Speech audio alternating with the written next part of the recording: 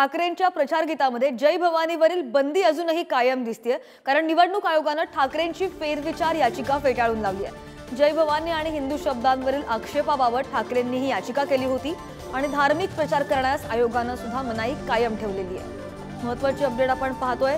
ठाकरेंचं जे प्रचार गीत होतं त्या प्रचार गीतामध्ये जय भवानीवरील बंदी अजूनही कायम आहे, कारण निवडणूक आयोगाने ठाकरेंची फेरविचार याचिका फेटाळून लावली आहे।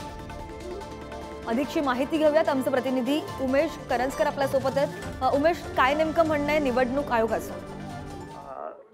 ठाकरेंच्या शिवसेनेने प्रचार करण्यासाठी नवीन गीत बनवलं होतं, ज्याच्यामध्ये या दोन शब्दांवरती निवडणूक आयोगाचा आक्षेप होता। यामध्ये पहिला तो शब्द होता जय भवानी, दुसरा शब्द होता हिंदू। ही दोन शब्द जे आहेत ते प्रचार गीतामधून वगळावे अशा प्रकारच्या सूचना ज्या आहेत त्या निवडणूक आयोगाने केल्या होत्या। मात्र या निवडणूक आयोगाची या सूचना आम्ही पाळणार नाहीत अशा प्रकारचं स्पष्ट उत्तर उद्धव ठाकरे यांनी आपल्या पत्रकार परिषदेतून दिलं होतं आणि यासोबतच निवडणूक आयोगालाही सांगितलं होतं की या सगळ्यात त्यांनी ज्या सूचना केल्या त्याचा फेरविचार करण्यात यावा। मात्र निवडणूक आयोगाने स्पष्टपणे त्यांची ही याचिका आहे ती फेटाळून लावलेली आहे। त्यामुळे आता या शब्दांबाबत ठाकरे गट किंवा उद्धव ठाकरे या संदर्भात काय निर्णय घेणार आहेत याकडे लक्ष असायला पाहिजे।